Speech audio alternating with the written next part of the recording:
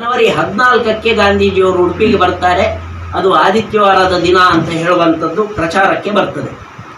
ಅದಕ್ಕೆ ಉಡುಪಿಯವರು ಹಿಂದೆ ಬಿದ್ದಿರುವುದಿಲ್ಲ. ಉಡುಪಿಯವರು December 28, 1933 Victoria jubilee union club, ಇಲ್ಲಿ ವಿಕ್ಟೋರಿಯಾ ಜುಬ್ಲಿ ಕ್ಲಬ್ ಅಂತಿದೆ, ಅಲ್ಲಿ ಪುರಜನರ ಸಭೆಯನ್ನು ಆಯೋಜಿಸ್ತಾರೆ. ಡಾಕ್ಟರ್ PG ಆಚಾರ್ಯ ಹಾಗೂ ಜಮೀನ್ದಾರ್ ಪಾಂಗಾಳ್ ನಾಗಪ್ಪ ನಾಯಕ್ ಮತ್ತು ಪಾಂಗಾಳ್ ಮಂಜುನಾಥ್ ನಾಯಕ್ ಹಾಗೂ ಕಾಡಬೆಟ್ಟು ಶ್ರೀನಿವಾಸ್ ಪೈ, ಬಾಳ್ಕಟ್ಬೀಡು ಕೃಷ್ಣಯ್ಯ ಹೆಗಡೆ, SU ಪಣಿಯಾಡಿ ಮುಂತಾದವರ ಒಂದು ನೇತೃತ್ವದಲ್ಲಿ ಸಮಿತಿಯ ರಚನೆ ಆಗ್ತದೆ.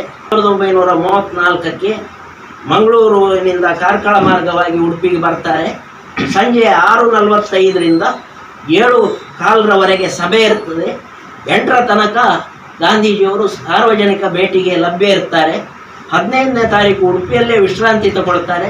ಸಿಗಲಿಲ್ಲ, ಇರಬಹುದು ಬೇರೆ ಬೇರೆ ಆಕಾರಗಳಲ್ಲಿ.